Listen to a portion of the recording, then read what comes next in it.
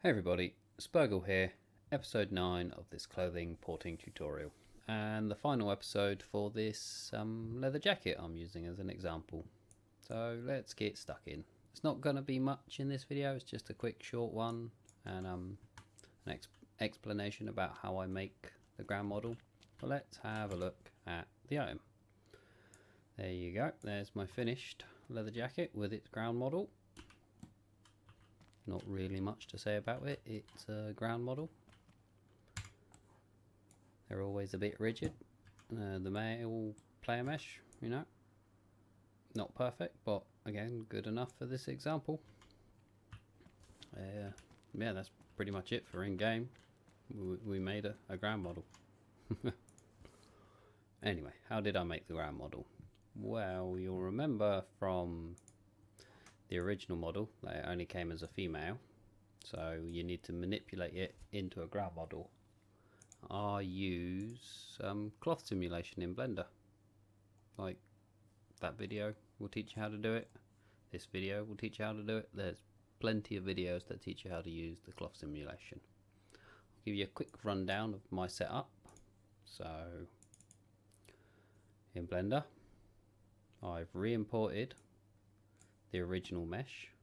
I've scaled it to fit the player, and then I've rotated it 90 degrees so it drops that way. I've created a plane, just a flat plane, and down in this physics tab I've given it collision.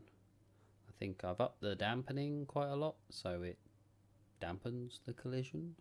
It's not going to bounce and roll around too much, it's dampening. That should be covered in your cloth simulation video tutorials or any tutorial that you learn how to use the cloth simulation.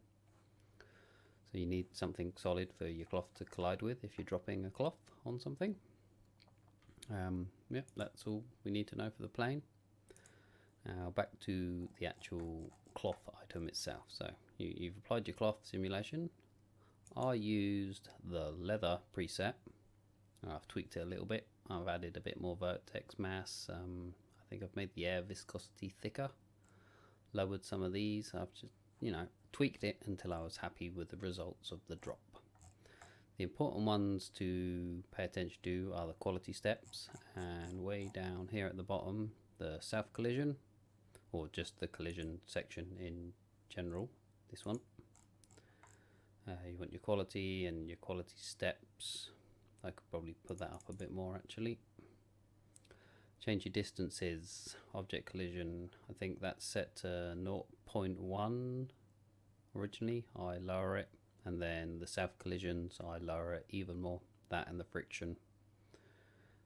That's about it. Once you're happy with your settings, you can literally push this play button and it will run the cloth simulation.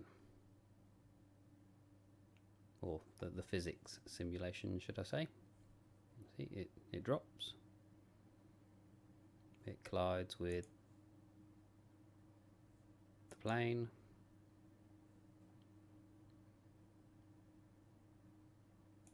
And then it's done. That's not a very good one. I've probably got the settings a little bit messed up. I have been tweaking and tuning. My end result was this one, and yeah, once you're happy with your end result, down here in the cache you want to set your frame, your end, to the same end frame that you've got here. So in this one we could do 23, so change that to 23, then hit bake.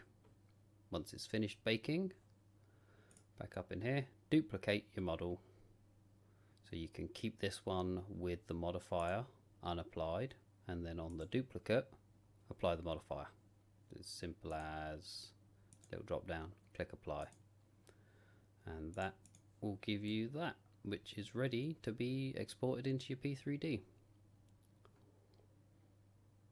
Yep, so let's go take a look at the P3D. Now the ground model is like any other item in Dayz. So in my previous videos, belt bag, hatchet, rusty metal box, same lods, same principle, everything that we've covered several times before. You see my mesh isn't great. I should have probably closed that bottom off, but it's good enough for this example. So yeah, that is the ground model. We've got our res lods getting lower in face count and poly count as they go down. We have empty geometry just with the auto center, your memory with your standard in views, central economy, radius and center, and your bounding box min and max. Land contact, pure geometry, fire geometry, nothing different to any other item. You can check with eliteness like we've done many times before, the vanilla models, see what LODs they've got and cross-reference, use your own judgment to see what LODs you need or want. You can get away with no res LODs, but it's not very optimized. You can get away with no fire geometry, but bullets won't hit it. Not so sure about land contact, but it's probably good to have it, best practices and all. But yeah, that's it for the ground model. It's same as any other item that we've already made. Now these source files, this whole project folder is available on my GitHub now. We have the clothes, and I've also put the player rig that we used right at the start on my GitHub. That can be found in my Discord and in the description of video 1 of this clothing importing tutorial. Big props to Kendall Rummage again. It's her jacket that we've used for this tutorial under the CC attribution. If you want to go read about the license, there's the license. This link is in the description, or I'll be putting it in the description hopefully. If it's not, it's definitely in the first video in this series description and on my Discord. So yeah, that's pretty much it for this leather jacket series. I'm gonna probably do a helmet and a vest. Might even do a backpack if I can find a good free model with the correct licensing. Thanks for watching my videos. Feel free to rate, comment, subscribe, join my Discord, ask questions. Catch you later, peeps. Bye.